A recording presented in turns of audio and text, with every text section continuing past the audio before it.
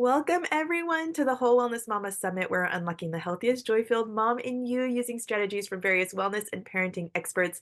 I'm Amy Nesbitt, and I have been looking forward to this conversation about raising super powered middle schoolers with Phyllis Fagell. She is a licensed mental health therapist, certified school counselor in Maryland. She's the author of Middle School Matters, the 10 key skills needed to thrive in middle school and beyond, and how parents can help. That's a huge part. And middle school superpowers, raising resilient tweens in turbulent times. She's also a frequent contributor to the Washington Post and other national publications, including CNN and US News and World Report. And her ideas have been shared in outlets including the New York Times, the Atlantic, the New Yorker, the Chicago Tribune, and the NPR, all over the place. She lives in Maryland with her husband and 3 children. So good to have you, Phyllis. So good to be here. Thank you. For those that are meeting you for the very first time, can you share your quick story of how you came to where you are now? Yes, I actually started out as a journalist and then I had a couple of kids and went back to school to become a counselor. And by the time I had found myself in a middle school because I started elementary and then high school. I actually had 2 middle schoolers of my own. So I went looking for lots of information. It was a whole new world, not just for me, but for the parents and for the teachers that I was supporting. And I really couldn't find what I was looking for. So I decided to write the book I needed myself. And that's where Middle School Matters came from. And then the pandemic happened and it was time for a new book. I love it. The turbulent times, right? It Yeah. absolutely was a crazy time. So I don't have middle schoolers yet, but I have many friends that I talk to, and things change a lot in behavior, right? So some may even say they are afraid of the changes to come or that are already there. I don't want parents to fear that stage, right? So, for those who are not there yet, how can you help prepare us for what is coming and why do things change so much? So kids in this age group, which is really about 10 to 14 or 15-year-old age range, are changing faster than they have at any time in their life other than birth to age 2. So kids themselves are going through all of these seismic changes and feel uncomfortable in their own body. And if you ask the kids themselves, they'll all tell you that they are having outsized reactions and their emotions feel harder to manage. And at home, what parents are often seeing is that kids who used to be really chatty might be suddenly shutting down a little bit more. They might need more privacy. They might bristle if you try to solve their problems for them. I think a lot of parents bring some of their own preconceived notions about the phase to the table too, which can heighten anxiety, and they can feel a little bit helpless. There's even research showing that this is an age when parents' happiness plunges. So I don't think it has to be that way at all. I love the age group. I love working with them. I think they're the funniest humans on the planet. I don't want parents to opt out. I want them to stay in there and really coach their kids through what's a really difficult and different phase for the kids too. Yeah. I know you said that we all come into this with different notions as well. And I don't know how many times throughout I don't know, of course, the last week I've said, oh, I hope you give me hugs even when you're 16, 18, like that stage. I'm like, that is not the mindset to go into. But anyhow, I digress. This is often a time where the kids are gaining that independence, right? And they want to do things on their own. They're kind of testing things. And parents might not know how to best support them because things are changing so quickly. What have you seen that works? Obviously, it's not a one size fits all kind of thing. No kid is the same, but how can we help give space, but also still maintain that connection? I think one way that we can really support our kids is to validate their experiences. So when they come home and say something is awful or they hate middle school, rather than take it at face value to say, wow, it sounds like you had a hard day, tell me more about it. They may not want to talk about themselves personally. You may have to use something that you read about in the news or in a book like mine, a statistic, and ask them if it rings true to them. You might have to wait and talk to them at a time when you're ready to go to sleep instead of when they get in the car right after school. Kids have just had to negotiate probably thousands of complicated interactions over the course of the day. Maybe they've worried about whether or not a teacher called on them or whether that person who elbowed them as they passed in the hall did it on purpose or if it was accidental. And then they come home, they get in the car or they get off the bus, and parents want to know everything and can feel really hurt and take it personally if kids don't want to share. But they do want to share. They just don't want to share on your timetable and in the way that you want them to. So really trying to refrain from asking 5,000 questions and letting some of these conversations happen organically as well. Mm. Yeah, I know for me, like this one-on-one time with my kids is important, but I know I've talked to many moms who have said that has definitely changed in how we do things or what we do, right? Sometimes it's just those conversations in the car or kind of taking things differently and spending the time with them where we can in a different way. Have you heard that as well? Yes, and I think often kids, when they come home or when they do share, it can sound kind of dire because they have a hard time pulling their thoughts to the middle. They tend to think in extremes.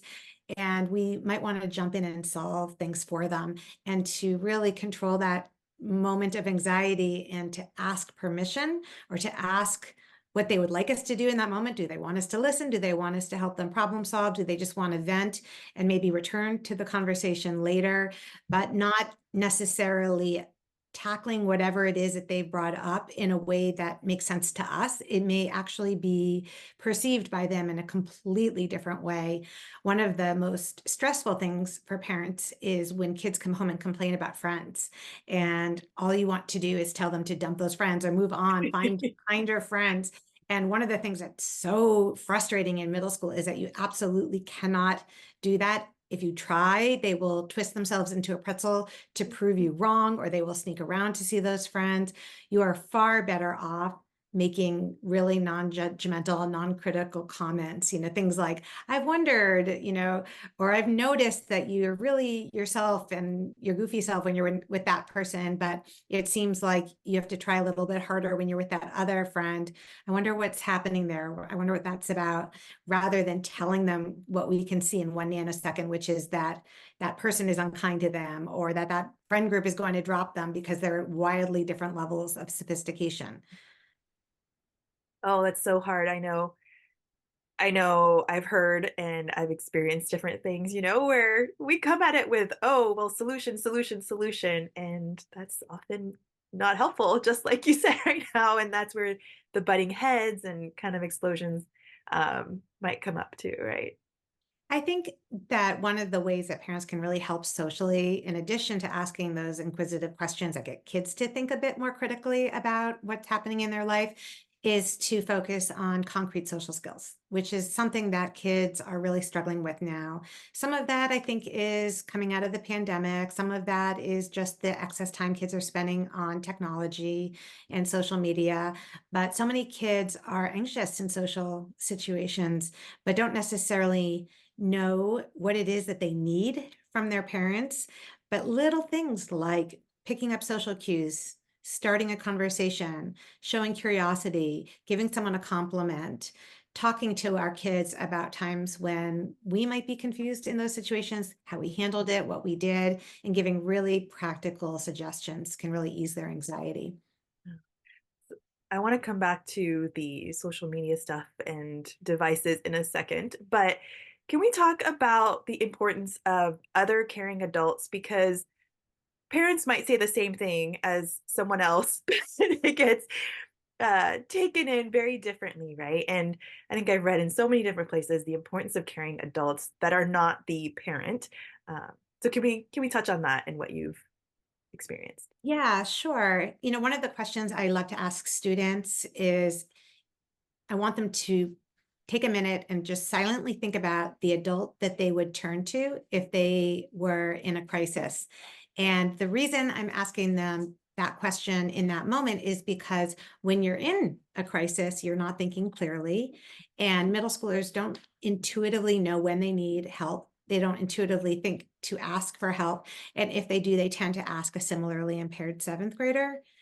Often on the flip side, someone is asking them for support who really needs adult support. So we have to actually operationalize how you ask for help, who you ask for help. What is an age appropriate smaller problem like an outfit, or maybe a romantic challenge or a teacher situation conflict, and what's something bigger where you not only may need an adult, you may need a specialized adult, and that you're actually getting in your friend's way if you try to help them with that problem. Oh, I love getting ahead of it, right? I also have talked to different people about like safety skills for our kids, and this is also one of those things of what kinds of things are friend kind of things versus you need to go take this to an adult, right? Exactly, exactly. Yeah. So I want to come back to that device and social media stuff because I think there are so many parents out there that struggle with this of when do we give these devices to our kids? Is it a safety concern or is it really because all the other kids have something? I live in Silicon Valley, so the devices are everywhere and kids seem to be getting it younger and younger. What are your thoughts on devices, screens, and all of that? So I was actually at a middle school, a public middle school not too far from you a few months ago. And of all the middle schools that I visited, I would say the fewest parents had given their children phones in that Oh, part of the country.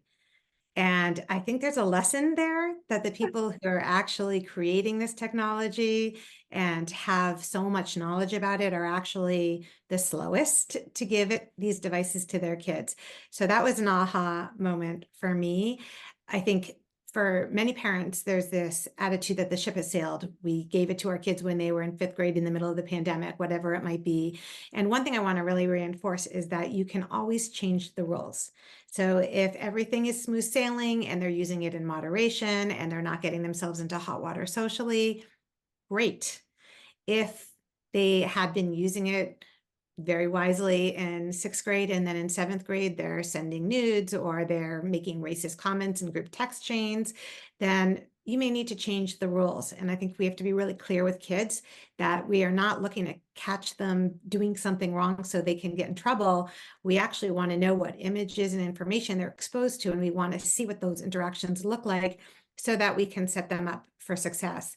One of my favorite exercises to do, and I talk about this in middle school superpowers, is to sit next to your middle schooler.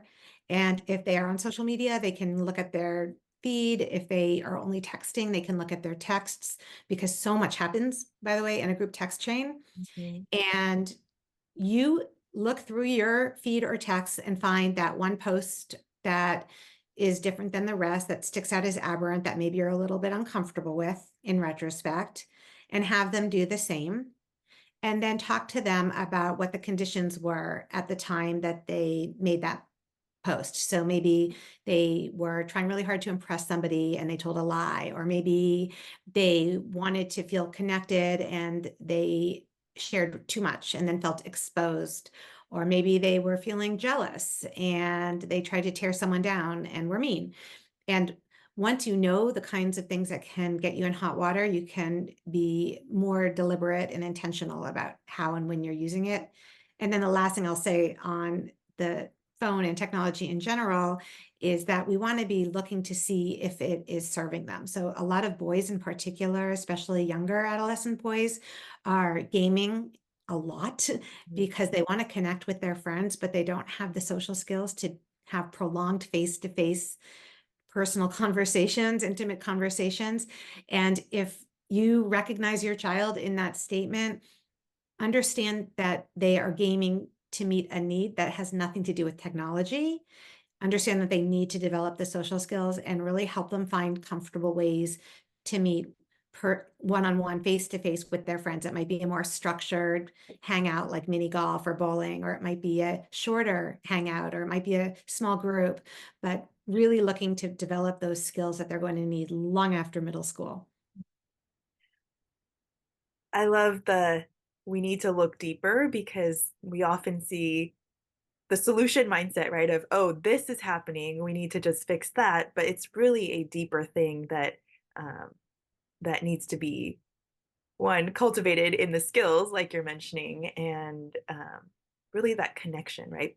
Feeling like they matter, feeling like they fit in, feeling like um, there's a Yeah, and fitting in is different than belonging. So mm-hmm, when your child wants to have that app or have a phone or have whatever because everyone else does, or have the Stanley, you know, water flask, yeah. or the right skincare that they don't need for another couple decades, that costs a gazillion dollars. All of that's about fitting in.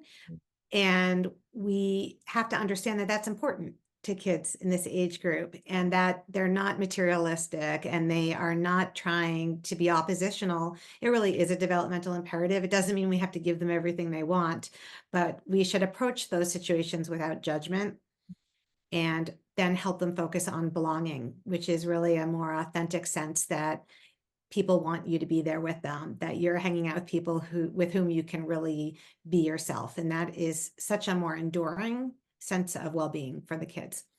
Yeah.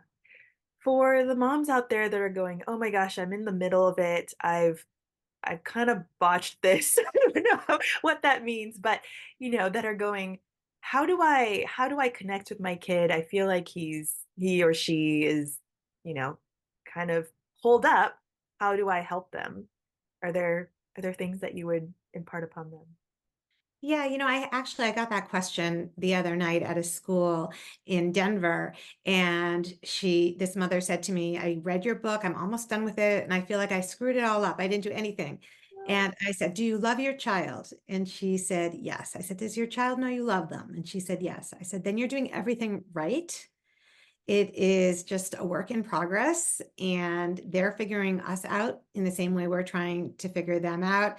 And the best thing you can do is just have neutral exchanges with them. You don't have to necessarily interrogate them and give them, ask them 4,000 deep questions. You can just check in and say, "Do you need a snack? How are you doing? Anything I can help you with?" And be willing to talk when they're ready to talk, and generally just try to approach them from that non-judgmental, through that non-judgmental window. Otherwise, they're going to close the door and shut you out. yeah, yeah. I love that we should let them approach on their terms, right? Because a lot of times we're going, "Oh, we asked a question, we got a one-word answer," we got any answer at all. But Yeah. being able to change our mindset and come at it with an open, non-judgmental. I love that. So, Yeah. so we always like to end our conversations by giving everyone a quick action or challenge that they can complete today because they've heard a lot of different things and they're overwhelmed potentially with, okay, there's so much I could do.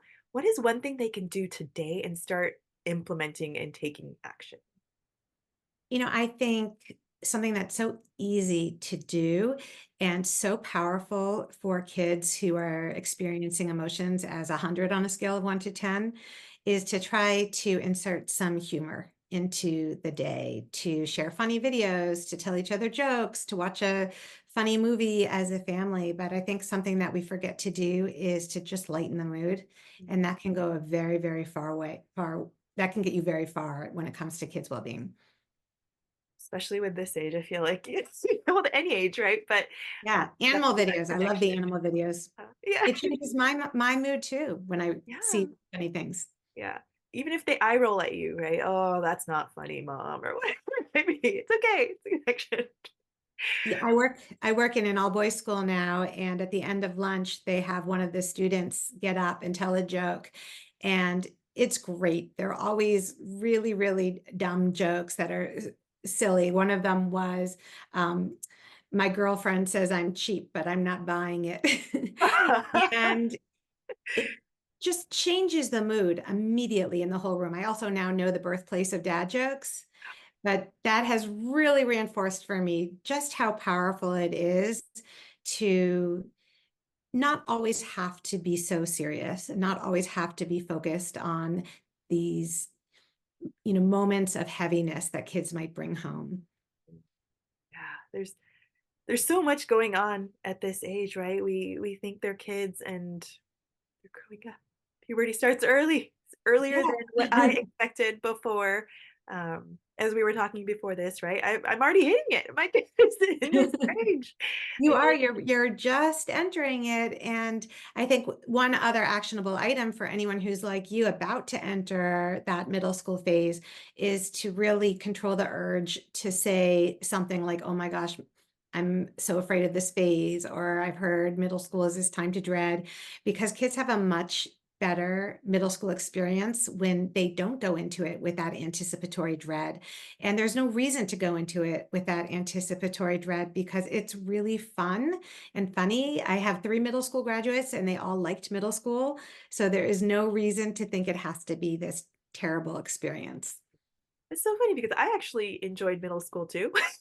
And so, I think you just hear everyone say, right, And that they've all seen, Mean Girls, uh-huh, and uh-huh. they've read Diary of a Wimpy Kid when they were younger, and so it's just the cultural narrative too that we have to push back against. Yeah. And you're right. I absolutely love when they're coming into their own. They get snarky, but they're actually kind of funny. And I know several moms who go, okay, they were talking back to me in their, kind of way, but it was actually pretty witty. So they giggled to themselves Yeah. and said, no, that's still not okay. Yeah, they may have trouble walking the line between funny and mean sometimes, but they're trying, they're learning. Yeah. It's definitely an interesting time to let them come into their own. I love that. So we will be having a little giveaway of each of Phyllis's books. So that is really exciting. Be on the lookout for the Facebook post on that so that you can engage, you can ask your questions, and we're definitely going to be giving away one of each of her books, which is really exciting because that is a tool that is going to be great for you and your family. So, with that, anything else you want to leave our mamas with before we end? No, just thank you so much for having me today. It was a fabulous conversation. And for anybody really that has middle schoolers, will have middle schoolers at some point, or have middle schoolers in your life, this is a great thing to be aware of and great communication for anybody, really, right? So, Oh, yeah, yeah, for sure. There's no strategies in my books that doesn't also apply to younger and older kids. What makes it so unique is that developmental phase is just so different than everything before and after. yeah. Well, here's to all of us thriving in middle school years and having our kids thrive in middle school years because that's really what we want for them. Thank you again, Phyllis. And as always, mamas, drop your questions in the Facebook group because I'm anticipating a lot of questions coming and we want to get them answered for you. So be sure to drop those and tell us how your challenge went. Go do the action, take the challenge, and we'll see you back for more amazing summit speakers.